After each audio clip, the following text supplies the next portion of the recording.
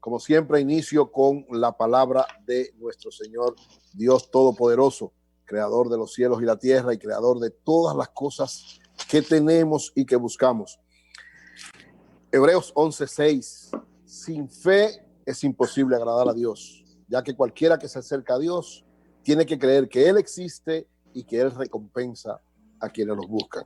Siempre hay que tener mucha fe para agradar a nuestro Dios Todopoderoso. ¿Tú crees, Eury, que Dios creó el coronavirus? No, claro que no, eso lo creó el ser humano. Eso lo creó. ¿El ser humano? Sí, eso lo creó. No, ¿El virus? Dios no crea nada malo y el coronavirus. O sea, ¿tú crees que el ser humano tiene capacidad de crear un virus? Sí, eso fue un laboratorio en algún lado que crearon. Eso que aconteció. Julio, ¿tú crees eso, Julio? Eso que aconteció. Pero bueno, es una discusión que luego tenemos. Los virus hicieron una discusión. Julio, nosotros somos una configuración de virus. Sí, pero el virus no es más que un pedazo de nosotros que se desprendió. Pero Dios no crea nada. Eso que está aconteciendo, si tú me dices todos los resultados negativos, no. Dios no crea nada. Un virus es un pedazo de ADN que anda dando vueltas protegido por una cobertura de grasa. Pero si es para hacer daño, no es de Dios.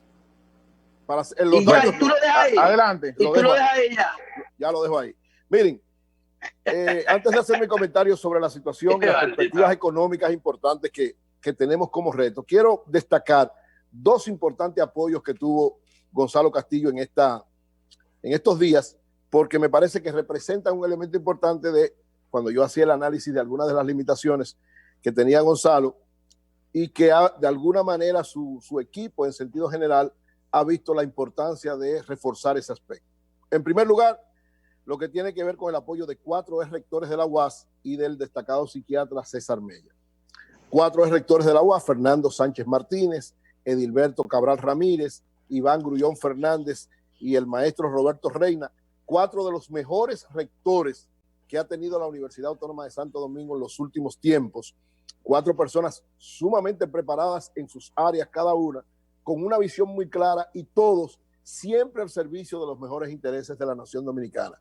Desde que eran estudiantes, luego que fueron profesores universitarios y siendo rectores, y posterior a eso, ya en su etapa de haber dejado la rectoría de la universidad, han estado siempre vinculados a las mejores causas de la nación dominicana, a desarrollar el conocimiento, a multiplicar la educación, a multiplicar el respeto por los derechos humanos, por la democracia, por la justicia social. O sea, quienes conocemos, quienes que hemos compartido con Fernando Sánchez Martínez, con Edilberto Cabral, que es mi primo, con Iván Grullón Fernández, con Roberto Reina y con César Mella, que todo el mundo sabe el historial de César y de todos y cada uno de ellos, evidencia que ciertamente es muy importante este apoyo para Gonzalo.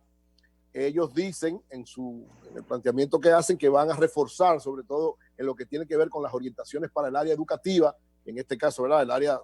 Básicamente el área de educación superior, donde ellos son todos especialistas, y que van a poner todo de su parte para que Gonzalo y Margarita desarrollen ese tipo de cosas. Y decían algo que a mí me parece muy importante.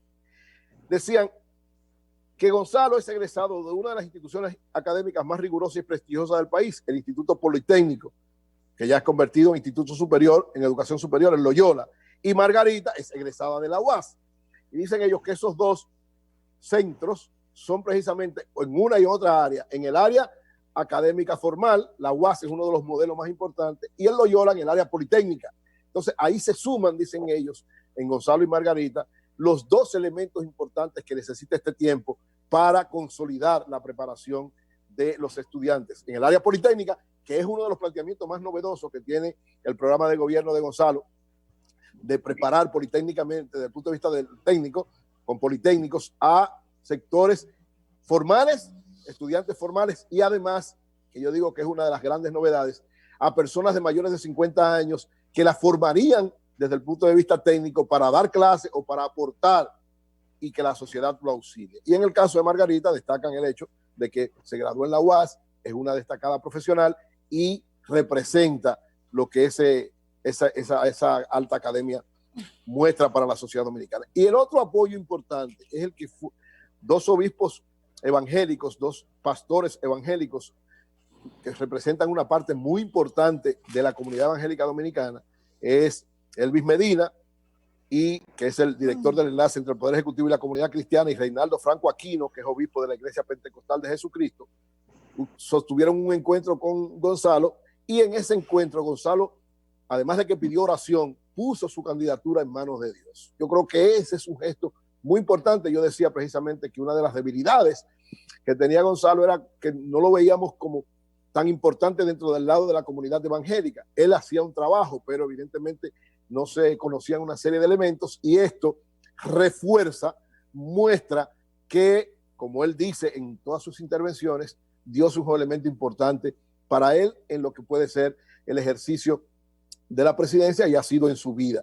Y sobre todo poner su candidatura en manos de Dios es muy importante. Y que estos dos obispos, estos dos pastores, estos dos representantes importantes de la comunidad cristiana evangélica hayan estado con él, hayan orado por él y hayan garantizado que están trabajando para que precisamente Dios sea parte importante, las orientaciones cristianas divinas sean parte importante del próximo gobierno. Yo creo que es un elemento que fortalece la candidatura de Gonzalo. En el caso de Margarita, siempre ha tenido una muy buena relación, tanto con la comunidad cristiana evangélica como con la comunidad católica, y Gonzalo pasa también en este aspecto a mostrar esa importancia que le da a las comunidades de fe, evangélicos y cristianos, para hacer soportes importantes de muchas de las políticas públicas, porque ningún candidato que no tenga como soporte a las comunidades de fe para desarrollar importantes políticas públicas de asistencia, de preparación, no camina por buen sendero. Así que yo saludo estos dos apoyos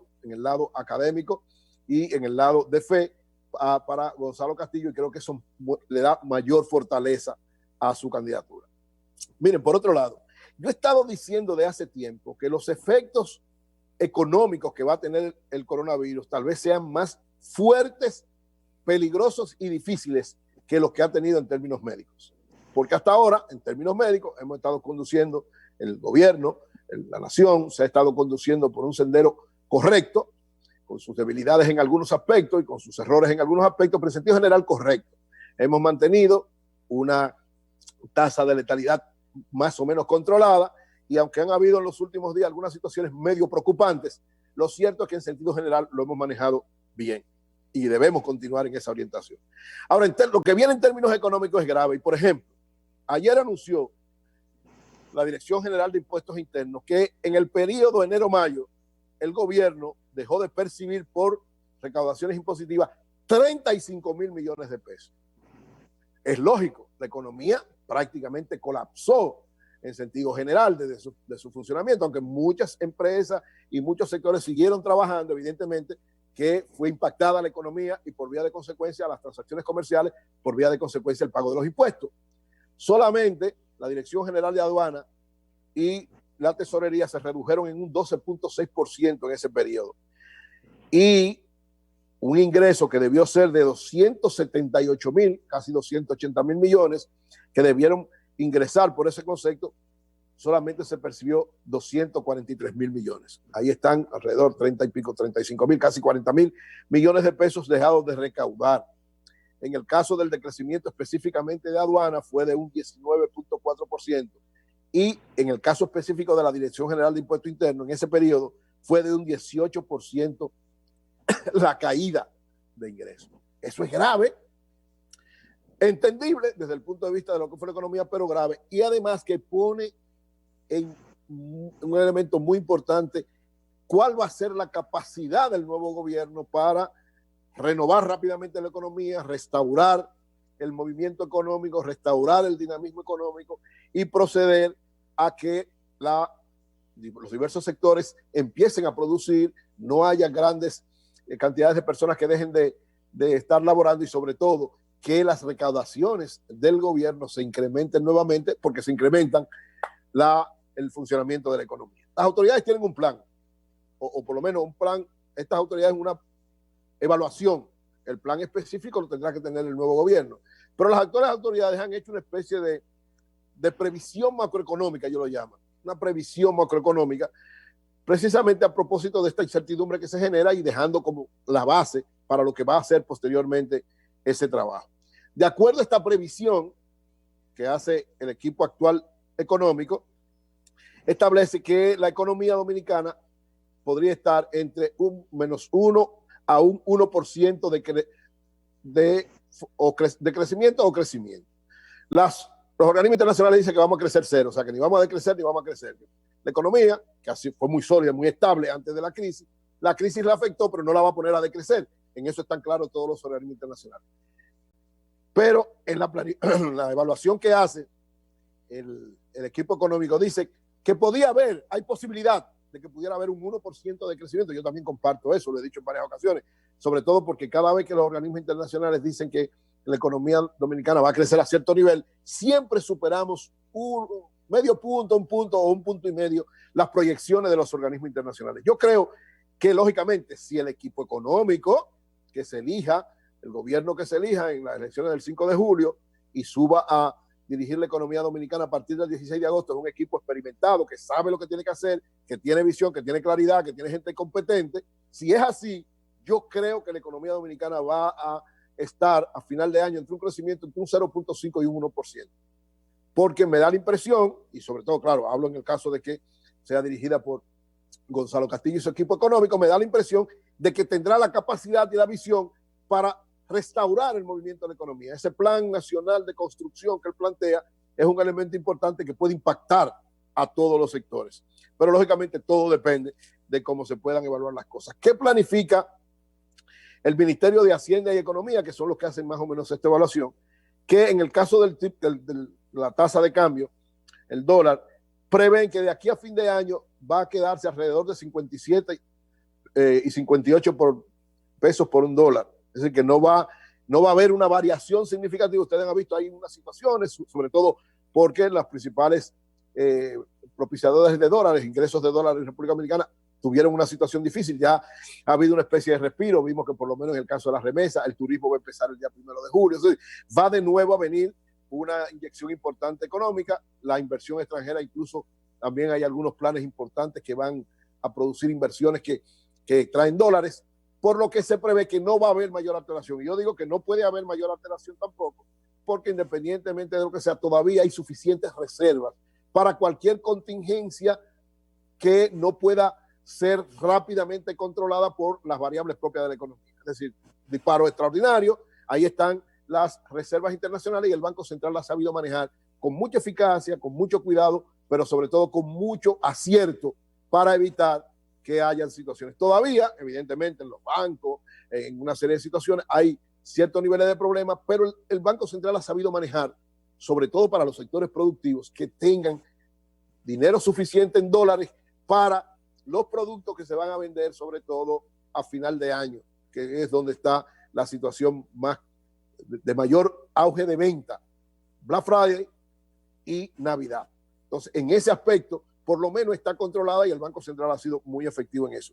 Por lo que no va a haber mayores alteraciones, salvo que suceda algo como el coronavirus, que no creo que vuelva a suceder algo así, o que elijamos un gobierno que es un desastre, que elijamos a alguien que no sepa cómo manejar la economía. Pero todo apunta a que las cosas van a ser un poco diferentes. ¿Qué significa eso? Eso significa que ciertamente... cierra el micrófono, Oli, cierra el micrófono, entró algo ahí. ¿Qué significa eso en términos concretos? En términos concretos eso significa que debemos tener esperanzas y certeza de que la economía dominicana tiene capacidad de poder resiliarse, como dicen ahora los economistas y una serie de elementos. O sea, poder fortalecerse de manera inmediata a partir del mes de agosto. Si logramos que el turismo empiece en julio, con todas las medidas del lugar, ¿verdad? Con todas las cuestiones que tienen que hacerse. Si nosotros logramos eso, si el turismo empieza a dar los pasos importantes, se consolida y hay una buena temporada turística en lo que queda de año, si las remesas siguen comportándose en la forma en que están, independientemente de la situación de los Estados Unidos, que siga habiendo un buen nivel de remesas, si logramos que los proyectos varios que se han anunciado de inversión extranjera, porque la economía dominicana todavía, a pesar de todas las cosas, por la misma realidad que presenta, de que no, según los organismos internacionales, ni siquiera no va a decrecer, esa fortaleza todavía de la economía es atractiva para sectores inversionistas internacionales, vamos a una situación que podía provocar un impacto importante a partir de agosto para que la economía dominicana rápidamente empiece a eso. ¿Cuál es el reto? El reto es, primero, una buena conducción de la economía a partir de agosto. Un gobierno que sepa manejar de manera técnica los problemas sin perder la visión de la solidaridad.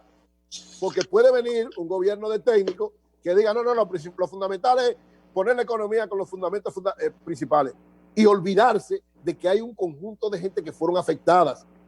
Entonces, el gobierno que viene tiene que ser efectivo en términos macroeconómicos, pero solidario en términos sociales. Que sepa tiene que ser keynesianista. Sí, lamentablemente tiene que tener un criterio más o menos. No Milton Friedmaniano, sino keynesianista, porque es una economía de crisis. No neoliberal, sino keynesiano, es decir, que sepa que el gobierno va a ser el soporte fundamental para el relanzamiento de la economía y que no se puede perder bajo ninguna circunstancia el sentido social, porque lo más importante no es que la economía empiece a funcionar, sino que la gente pueda tener capacidad de poder sobrevivir. Una cosa tiene que estar al servicio de la otra. O sea, fortalecer la economía, relanzar la economía, garantizar que los sectores productivos empiecen nuevamente a funcionar, tiene que ser un objetivo que les sirva de soporte a que la gente siga teniendo ingresos, que no hayan mucho desempleo y que rápidamente podamos fortalecer la capacidad de ingreso de todos los dominicanos. Yo creo que ahí está el reto y hay grandes posibilidades de que el nuevo gobierno pueda hacer eso si el 5 de julio el país toma la decisión que tiene que tomar de manera correcta. Cambio y fuera.